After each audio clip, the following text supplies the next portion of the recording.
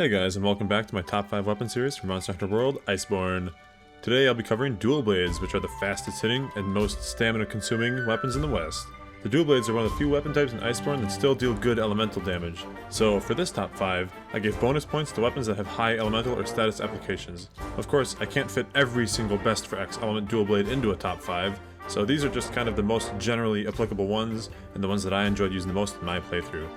Starting us off at number 5 are the Blizzard and Blaze, which is the Teostra X Kushala dual blades. With 364 raw, white sharpness that reaches purple with handicraft, positive 10% affinity, and a great mix of 330 ice element alongside 330 blast status, these are reliable performers and will work well in any hunt. I should take a second to explain that with the dual blades there's a unique mechanic where even though it displays 330 ice and 330 blast, that's not effectively 660 total ice blast. In this case, the 330 ice applies when the Kushala weapon attacks, and the 330 blast attacks when the Teostra weapon attacks, and that's averaged out so that it's effectively 330 ice blast. In practice, it makes the weapons a little more relevant against multiple monsters because the blast will always be relevant, and the ice is relevant against a lot of things, and even if the ice doesn't do anything, you still got the blast. A level 2 slot and Rarity 11 round out this package. Rarity 11 is nice because it makes the weapon both much easier to augment, as well as making the augments a little more powerful and flexible later in the game. All in all, this is a cool classic pair of dual blades and you won't go wrong taking them into a hunt. My number 4 pick is the Wyvern Strife, which is the Gold Raytheon X Silver Rathalos pair of dual blades. 378 raw, which is better than the Blizzard and Blaze.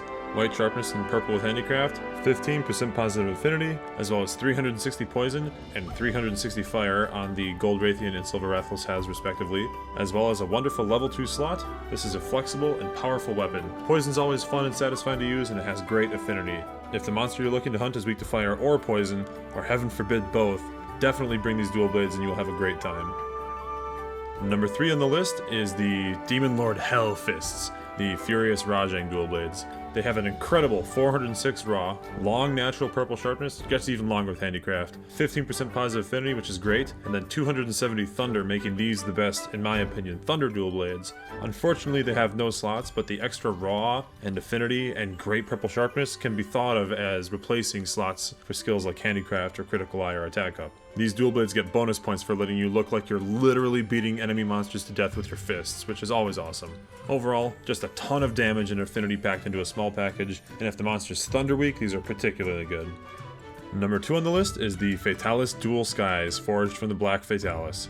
518 ridiculous raw. Purple sharpness that gets longer with some handicraft. A stinking awful negative 30% affinity, but that's kind of par for the course of the Fatalis and just serves to make up a little bit for that staggering, ridiculous raw damage. 120 dragon element, which even though it's dual blades, isn't really enough to consider this a dragon pair of dual blades. You're not going to be doing a ton of damage with that.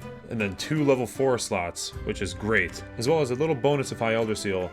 These are definitely a best-in-class damage-dealing pair of dual blades. However, because I tend to prefer element applications on my dual blades, I ranked these a little bit lower than normal, as well as when you consider the negative 30% affinity. There are Fatalis weapons with negative 20% affinity. I don't really think there's an argument against those as the best in their class, but the negative 30% is a little harder to use, and then not being very good for element, I think it doesn't quite deserve the top spot, although they will do generally insane damage against everything just with that 500 plus raw. Very good weapon, but not my number 1 pick. That honor goes to the Elatrion Madness. Forged from the Master of Elements himself, Elatrion. They've got a top tier 392 raw, as well as so much purple sharpness that you're probably going to have to sharpen 0 to 1 times in any hunt you bring them in. These qualities alone would make them a pretty fine endgame weapon, but then you consider that it has a neutral affinity, as well as a brain-bustingly humongous 480 dragon element, which, for the dual blades, is ridiculous. 480 dragon element is enough that you can take it against things that aren't even really dragon weak, and still crush them in record time. And if that weren't enough, the weapon even has 2 level 2 slots for build flexibility. I would say that the Elatrion Madness is my personal favorite pair of dual blades. I can't say that it is the absolute highest damage, that's probably technically still the Fatalis, but when you're looking for a bunch of comfort skills and just a fun hunt and not having to worry about your affinity all the time, you just can't go wrong with this awesome pair of dual blades. And as usual, we have a couple of honorable mentions for weapons that aren't quite the best in class, but have their own special niches.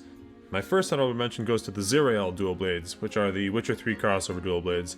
364 raw is pretty good, natural purple, which is always nice, and a neutral affinity makes for a pretty decent weapon overall. They're not too hard to make because the Witcher quests are high rank quests, You may notice the conspicuous lack of elemental damage on these dual blades. Now, normally you don't want to skip element damage on dual blades, but I figure if you're gonna take non-elemental boost, you may as well do it with an awesome looking pair of dual blades like this one that has natural purple sharpness built in. 2 level 4 slots is great too, so it might not be the best weapon, but it is still fun and you look awesome while you're doing it. My second honorable mention goes to the Master Ale dual blades, which you make using delicious beer. 420 raw, that's a good amount of raw. And then you have a long bar of blue sharpness, which is the lowest sharpness I've featured in any of these videos. But what makes these special is 150 paralysis on one pile of beers and 90 sleep on the other pile of beers, making this the by far best option for support dual blades. I know not a lot of people are playing support dual blades out there, but these are your best pick. You have enough blue sharpness that you're not going to need to run handicraft, razor sharp, or practically ever even sharpen. Negative 15% affinity isn't too bad, but you'll get to paralyze and sleep the monster 2 or maybe even 3 times in a given hunt, depending on your jewels and if you're willing to put 4 paralysis attack and 4 sleep attack on the same set. I have a set that's like that. It's very funny, and support dual blades, come on, and delicious beer. Can't go wrong.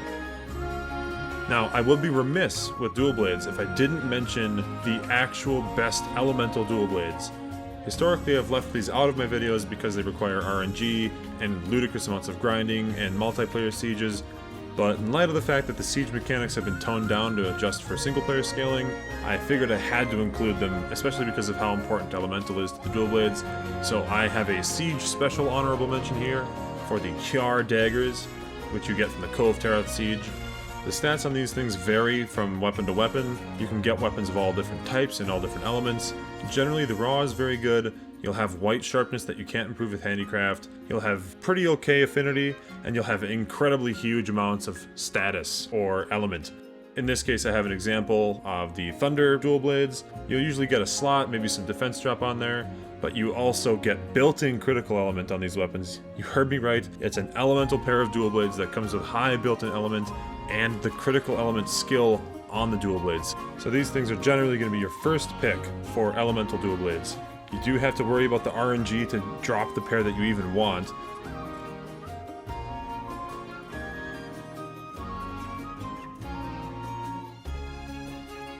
The other siege special honorable mention goes to the Safi's Claws dual blades, which you get from the Safi Jiva siege. Again, the raw damage varies, and the sharpness varies, and the affinity varies, but you can generally get very large amounts of element or status on them. You almost always get a level 4 slot, and because of the way the Safi Jiva improvements work, if you're willing to do a ridiculous amount of grinding, you can make these almost infinitely customizable with your purple sharpness, which the Kjarr daggers can never reach, as well as armor set bonus pieces, so you could get like 1 out of the 4 Velkhana set bonuses built into this thing. These weapons are insanely good, but the problem is, at least up until recently, you couldn't even do the siege reasonably as one player, so farming these both involved a ton of RNG and way too much grinding. I'm still of the opinion that getting one of these specifically still requires too much grinding, but at least it's easier than it used to be. So again, if you wanted to make a specific elemental set that requires a weird set bonus for your armor, Safi Jiva all the way. So that's it for my top 5, which is actually a top 7, which is actually a top 9 or even more dual blades for Monster Hunter World Iceborne. And let me know down in the comments what your favorite dual blades are and why. And while we're at it, let's discuss siege mechanics in Monster Hunter. Thank you so much for watching, and I'll see you next time.